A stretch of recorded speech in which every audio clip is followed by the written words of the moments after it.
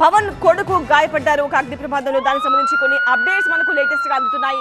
అగ్ని ప్రమాదంలో పవన్ చిన్న కుమారుడు గాయపడ్డారు. సింగపూర్ లో స్కూల్లో చదువుకుంటున్నారు మార్క్ శంకర్ పవనోవిచ్. స్కూల్లో ప్రమాదంతో మార్క్ శంకర్ పవనోవిచ్ కాళ్ళు చేతులకి గాయాలైనట్లుగా తెలుస్తోంది. పవనోవిచ్ పవన్ కళ్యాణ్ తో ఉన్న ఫోటోగ్రాఫ్ ని మనం చూస్తున్నాం. అది కాస్త చిన్నప్పటిది. పవనోవిచ్ కి ఇప్పుడు 7.5 సంవత్సరాలు. సింగపూర్ లోని స్కూల్లో చదువుతున్నాడు. అయితే ఒక యాక్సిడెంట్ కారణంగా అక్కడ ఫైర్ యాక్సిడెంట్ జరగడంతో ఆయనకి ప్రమాదంలో కాళ్ళు చేతులు గాయాలైనట్లుగా తెలుస్తోంది. పొగ కారణంగా ఊపిరాడక అస్వస్థతకు గురైనట్లుగా సమాచారం. హాస్పిటల్లో ప్రస్తుతం పవనోవిచ్ కి చికిత్స కొనసాగుతోంది. విశాఖ ఏజెన్సీ టూర్ ముగించి సింగపూర్ వెళ్లబోతున్నారు డిప్యూటీ సీఎం పవన్. అక్కడి స్కూల్లో మార్క్ ని చదివిస్తున్నారు పవన్. భార్య అన్నా లెజ్నోవా ప్రస్తుతం సింగపూర్ లో ఉన్నారు.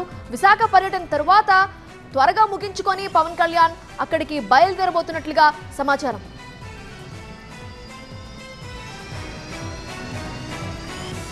మరింత సమాచారం అందించడానికి మా ప్రతినిధి కాజా ఫోన్ లైన్ లో సిద్ధంగా ఉన్నారు. కాజా, ప్రస్తుతం పవనోవిచ్ కండిషన్ గురించి ఏం చెప్తున్నారు?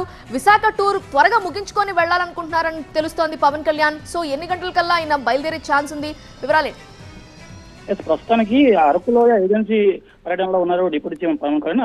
అయితే ఉమ్మడి విశాఖ జిల్లాలో 2 రోజులు ఆయన పర్యటించాల్సి ఉంది. తొలి రోజు అరకు ఏజెన్సీలో ఆయన పర్యటించారు. ఈ రోజు కూడా ఉదయం 2 కార్యక్రమాలు, అంటే తొలుత కురుడిలోని గ్రామ సభ నిర్వహిస్తారు. ఆ తర్వాత అరకు ఘాట్ రోడ్ లోని ఉడన్ బ్రిడ్జ్ కూడా ప్రారంభించి ఆ తర్వాత విశాఖ పర్యటనకు 11 గంటలకు రావాల్సి ఉంది. ఆ తర్వాత విశాఖ జూను సందర్శించి అక్కడ ఎకో టూరిజంతో సమీక్ష చేయాల్సి ఉంది. ఆ తర్వాత రాత్రికి విశాఖలోనే బస చేస్తారని ప్రాథమికంగా ఉన్న షెడ్యూల్. అయితే ఒక్కసారిగా పవన్ కళ్యాణ్ చిన్న కుమారుడు మార్క్ శంకర్ సింగపూర్ లో చదువుతుండగా స్కూల్లో అగ్ని ప్రమాదం జరగడం, అక్కడ చేతులు కాళ్లకు తీవ్రంగా గాయాలు పడడం, దీంతో పాటు ఊపిరితిత్తుల్లో పొగ చేరి తీవ్ర అస్వస్థతకు గురవడంతో హుటాహుటిన మార్క్ శంకర్ కు సింగపూర్ లోని ఆసుపత్రిలోనే చేర్పించారు. ఈ సమాచారం పవన్ కళ్యాణ్ కు అందిన వెంటనే తీవ్ర దిగ్భ్రాంతికి గురయ్యారు. అయితే హుటాహుటిన పవన్ కళ్యాణ్ పర్యటన రద్దు చేసుకుని సింగపూర్ బయలుదేరాల్సి ఉండగా నిన్న పవన్ కళ్యాణ్ అరకు ఏజెన్సీ పర్యటన సందర్భంగా అక్కడ స్థానిక గ్రామస్తులు తమ గ్రామాన్ని సందర్శించి అక్కడ ఆలయాన్ని కూడా సందర్శించాలి. ఎందుకంటే